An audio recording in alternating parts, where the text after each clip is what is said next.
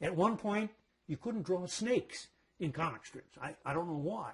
Gus Ariola, they told him he couldn't draw snakes, so he did a sequence about a boa constrictor. You know, it got loose in his little town. And he said, I just did it because they said I couldn't. So you get rebels every once in a while. Rebels. Tom, you got anything out there?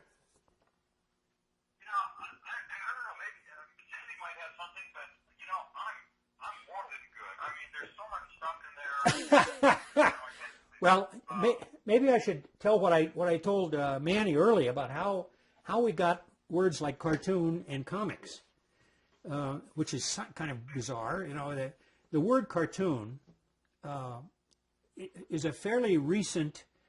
The usage of the word cartoon to apply to humorous drawings is a fairly recent phenomenon, and it began in the 1840s in England.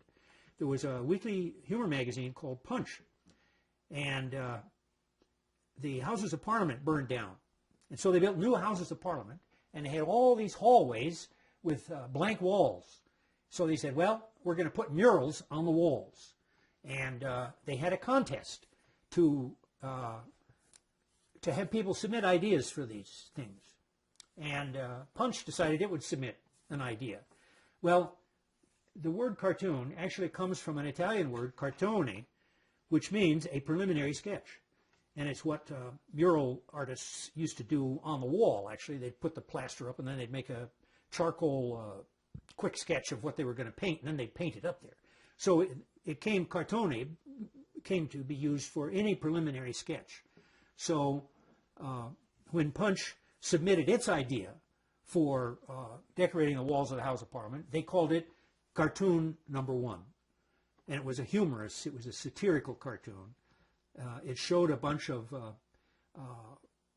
street people from London who were poor and shabbily dressed and obviously starving, and they were standing around looking at paintings of famous British people on the walls of the House of Parliament.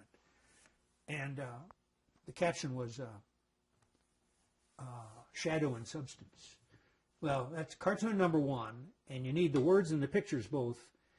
And then Punch did several other preliminary sketches called cartoons, and before long everybody referred to any humorous cartoon in the magazine as a cartoon. Any humorous drawing, which were called pencilings originally, but they then became called cartoons.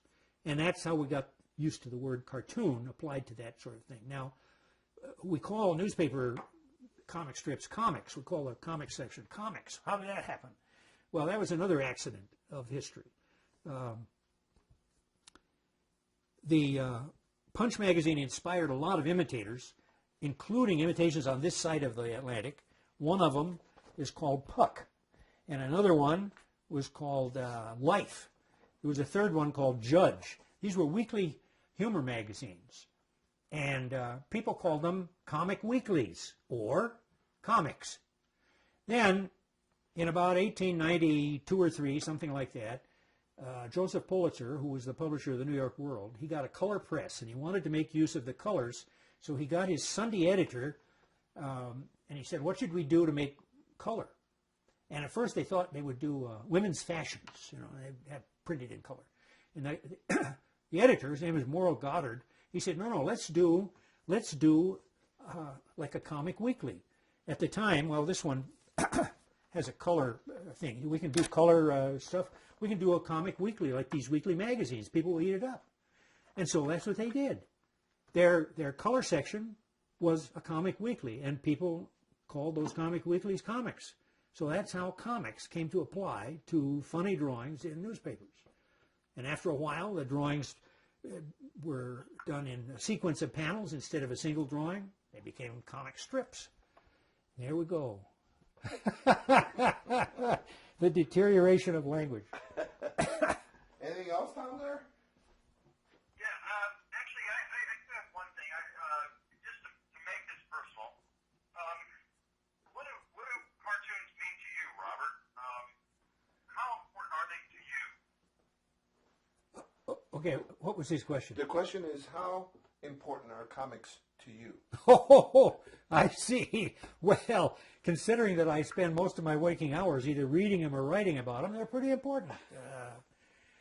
I started out in life thinking I was going to be a cartoonist, and until a couple of years after I got out of the Navy, I still thought I was going to draw a daily comic strip, and that's what this is. This is one of them that I drew after I got out of the Navy, and I was going to sell it. Well, it didn't sell. If it had sold, I probably would have been miserable the rest of my life because I would have been tied to a drawing board and I'd never see anybody.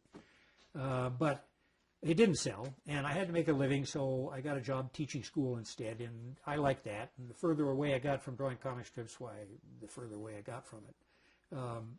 But my interest started because I was actually drawing comics. But then I've always retained an interest in comics, but I don't think I would be as deeply into it now if it hadn't been for my wife. It's her fault that I got into this. You know, I was reading an article in a magazine about comics shortly after we got married 30 years ago, and I read this article, and I said, I could write a better article than that. And she said, why don't you? Well, that's where it began. And since then, I've been writing about comics. So they're very important to me. I like the appearance of them. And I have quite a pile of original comic strip art around here. I like looking at that. I like seeing what people do with it. It's a very exciting time for comics now, graphic novels and comic books and that whole thing, which are much more mature way to deal with the resources of the medium, to employ the resources of the medium, graphic novels, than comic strips in newspapers, which have to avoid sensitive subjects that will inflame what few readers there are left, who of course are never going to give up subscribing to the newspaper because the comics give them so many excuses to shoot their mouths off. So it's all a vicious circle, and it'll go on forever. That's not the answer to your question, is it? No. I wanted to know what is so special about them to you. I mean, you obviously have a passion for comics, for cartoons, and I was wondering if you could put words to that passion. I mean, why? What is it about them? Tell me what that question was, Manny. Just what is it that you're so passionate about cartoons? What is it? Well, it's the drawings. I love the drawings. There are comic books I will buy just to look at the drawings, and I'll never read them. I've got piles of comics that I bought just because I like the pictures. But I am, I started out as a cartoonist. I like drawings. I don't do much of it myself anymore because drawing is more work than writing, actually. I think writing is easy compared to drawing, although writing is not easy either. But drawing is hard work. If you make a mistake, you can't fix it as easily as you can on a computer if you misspell a word or something. See? But it's the drawings that initially captured me and that still capture me. There are comic strips in the newspaper that I read just because of the drawings.